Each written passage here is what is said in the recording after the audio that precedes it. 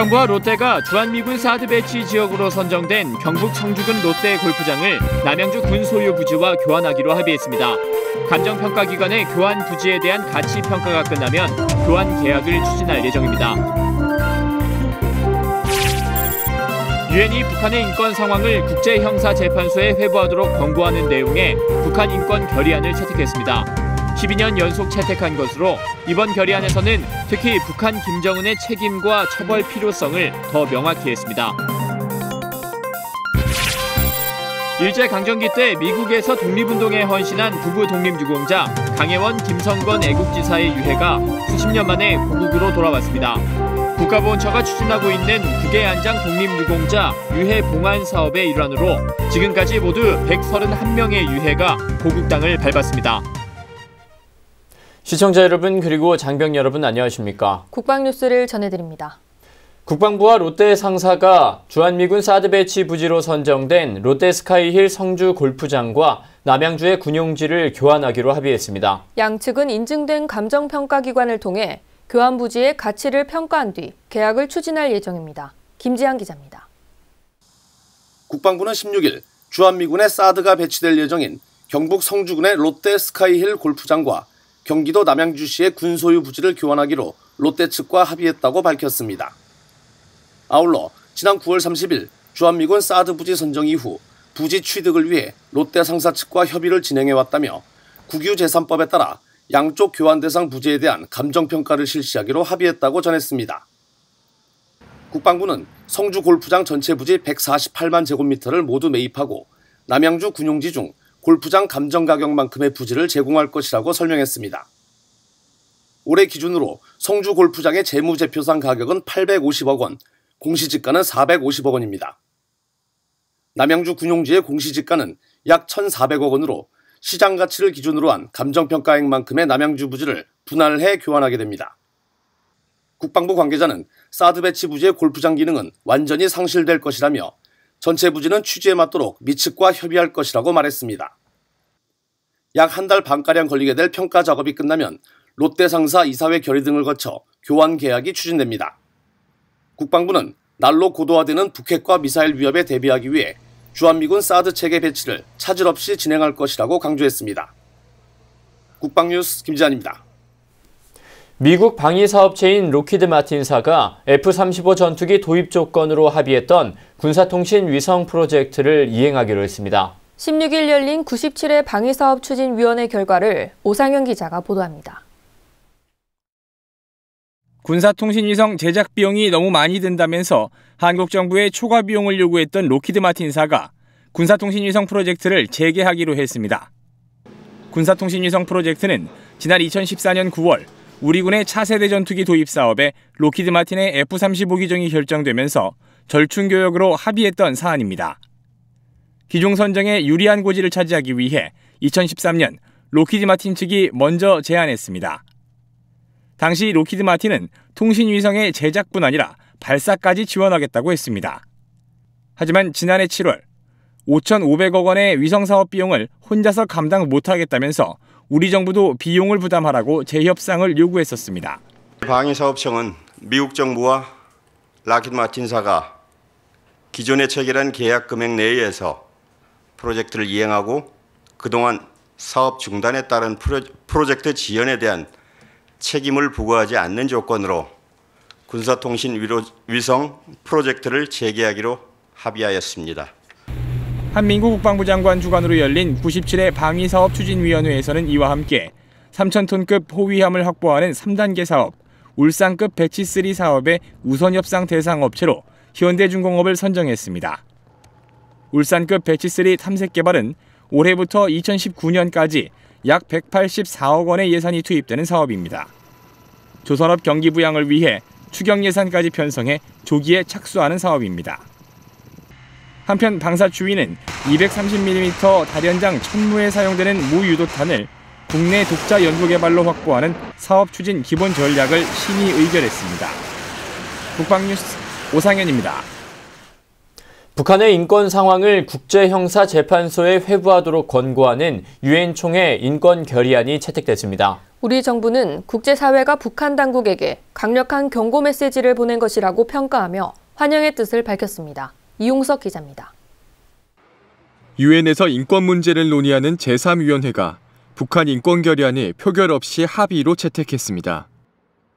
유엔 총회는 2005년 이후 12년 연속으로 북한의 인권 개선을 권고하는 결의안을 통과시켰습니다. 특히 올해 결의안에는 지난해까지는 없었던 리더십이 실질적으로 통제하는 기관에 의해 인권 유린이 자행되고 있다는 표현이 명시됐습니다. 이는 김정은 북한 노동당 위원장의 책임과 처벌 필요성을 더 명확히 한 겁니다. 우리 정부는 유엔이 북한 인권 결의안을 채택한 데 대해 환영의 뜻을 밝혔습니다. 외교부는 16일 발표한 논평에서 국제사회가 북한 당국에 강력한 경고 메시지를 보낸 것이라고 평가했습니다. 특히 결의안에는 해외 강제 노동에 시달리고 있는 북한 노동자의 인권 착취에 대한 우려도 처음으로 포함돼 큰 의미가 있다고 강조했습니다. 그러면서 북한은 유엔 총회 결의 공고에 따라 주민의 인권을 개선하기 위한 구체적이고 실질적인 조치를 즉각 취하라고 촉구했습니다. 결의안은 다음 달 중순 유엔 총회 본회의에 상정돼 처리될 예정이며 지금까지 부결된 적이 없어 사실상 채택이 확정된 것으로 보고 있습니다. 국방뉴스 이용석입니다. 군 복무 기간 중 전투에 참가했거나 타인의 귀감이 되는 명예로운 행동을 했을 경우 앞으로는 해당 내용이 군 경력 증명서에 기록됩니다. 국방부는 16일 군 경력 증명서에 전투 경력과 명예로운 경력란을 별도로 신설하는 내용의 군 인사법 시행규칙 일부 개정 법률안을 입법 예고했다고 밝혔습니다. 전투 경력은 연평해전 등 북한군과 교전에 참가했거나 평시 국지도발 대응에 참가한 경험 등이 포함됩니다. 명예로운 경력에는 천안함 희생자 시신 인양에 참여했다가 순직한 고 한주호 준이 등과 같은 사례와 비무장지대 수색작전 중 발생한 지뢰사고 사상자, 자진 전역 연기 등 타인의 귀감이 될 수 있는 행위를 표기하도록 했습니다. 국방부는 이번 개정안은 연평해전 전사자나 한주호 준이 등 군 복무 기간 중 위국 헌신, 살신 성인한 군인에 대해 그 품격에 맞는 적절한 예우를 표기하려는 것이라고 밝혔습니다. 일제강점기 미국에서 독립운동에 평생을 바친 부부 독립유공자가 있습니다. 바로 강혜원, 김성권 애국지사인데요. 해방 후에도 돌아오지 못하고 있던 부부 유해가 고국으로 돌아왔습니다. 심혜슬 하사가 취재했습니다. 일제강점기가 시작된 1919년. 강혜원 지사는 미주 여성 통합 독립운동 단체인 대한여자애국단을 결성해 군 자금 모금 활동을 펼쳤습니다. 그녀의 남편 김성권 지사는 1920년과 30년 민족운동단체 흥사단의 이사장을 지냈고 1943년에는 조선민족혁명단의 미주지부 기관지 독립을 창간해 민족운동에 힘썼습니다. 해방된 후에도 조국의 땅을 밟지 못한 부부는 낯선 땅에서 생을 마감했습니다. 그리고 지난 9월 유족의 국내 유해 봉환 요청에 따라 미국 LA 로즈데일 묘지에 안장돼 있던 부부의 유해가 16일 수십 년 만에 고국으로 돌아왔습니다. 유해는 인천국제공항에서 봉연한 후 국립대전현충원 애국지사 묘역에 안장됐습니다. 국외 안장 독립유공자 유해 봉환 사업은 1946년 민간 차원에서 추진해오다가 1975년부터 국가보훈처 주관으로 시행되고 있으며 지금까지 총 131명의 유해가 고국으로 돌아왔습니다. 국가보훈처는 국외에 안장된 독립유공자 유해 봉환을 지속적으로 추진해 국가를 위해 희생하신 분들에 대한 예우에 최선을 다할 계획입니다. 국방뉴스 심예슬입니다.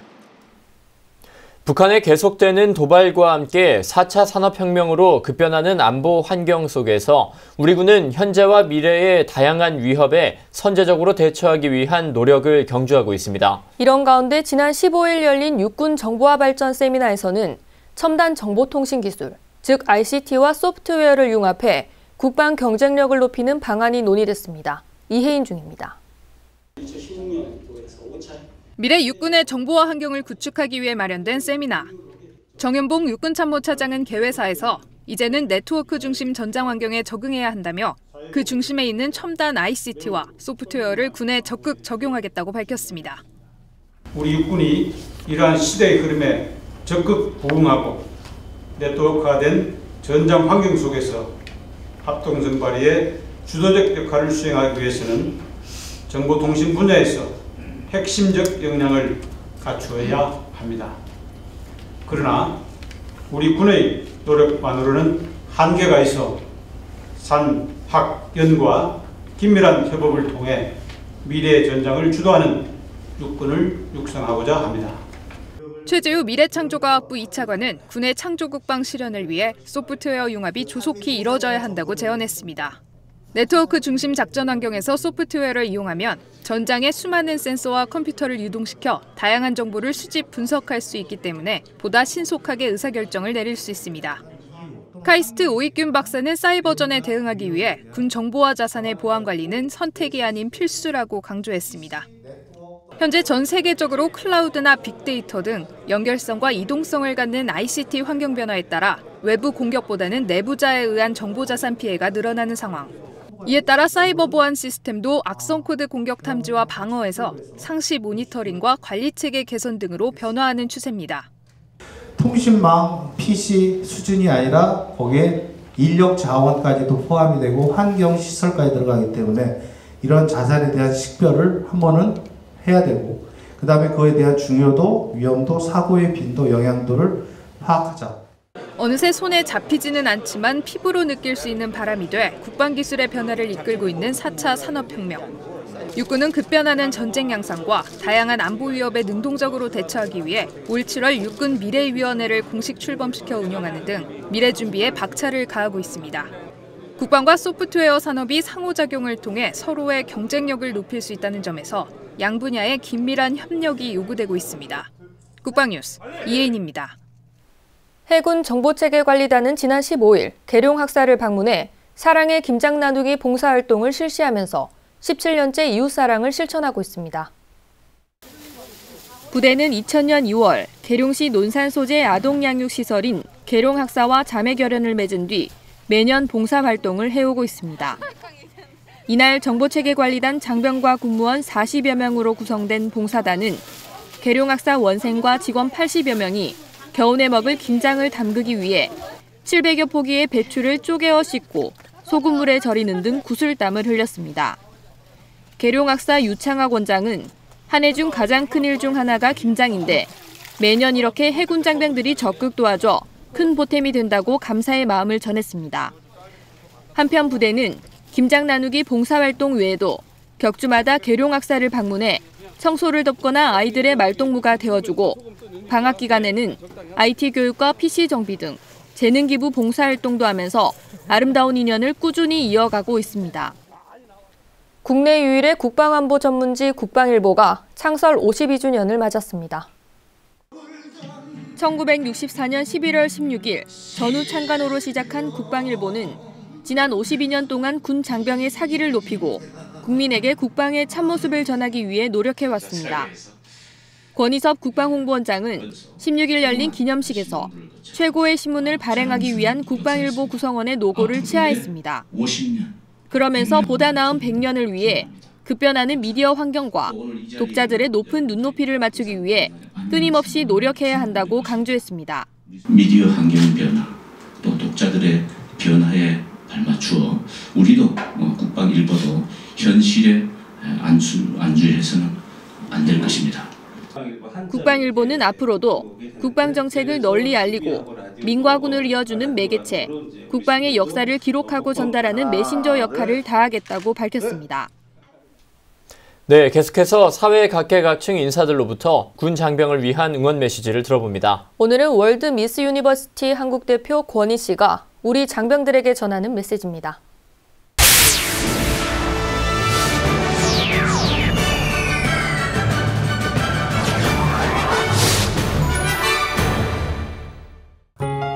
국군 장병 여러분 안녕하세요.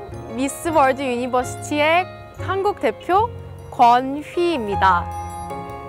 365일 명예로운 땀방울을 흘려주신 여러분 덕분에 대한민국의 오늘은 안녕하고 평안합니다. 가장 빛나는 시기에 가장 빛나는 일들을 해주신 덕분에 대한민국의 오늘도 반짝반짝 빛나는 것 같아요.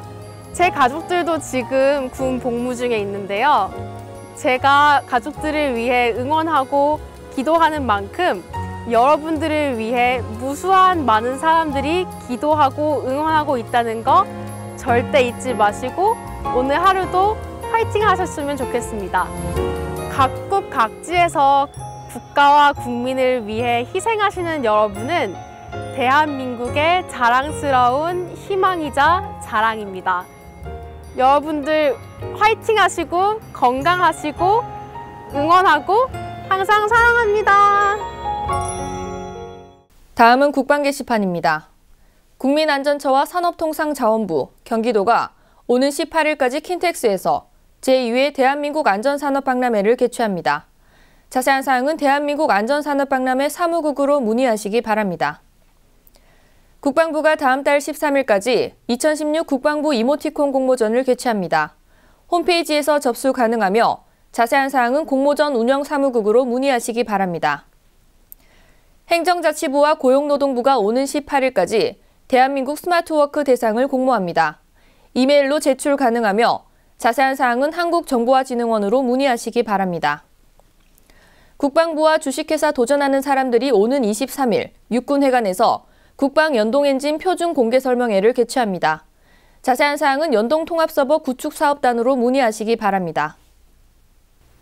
민과 군에게 많은 사랑을 받고 있는 국방일보가 창설 52주년을 맞았다는 소식 전해드렸습니다. 국방일보는 그동안 군 장병의 사기를 높이고 국민에게 국방의 참모습을 전하기 위해 노력해왔습니다. 국내 유일의 국방안보 전문지로서 역할을 다하고 있는 국방일보에 앞으로도 많은 성원 바랍니다. 국방뉴스를 마칩니다. 시청해주신 여러분 고맙습니다.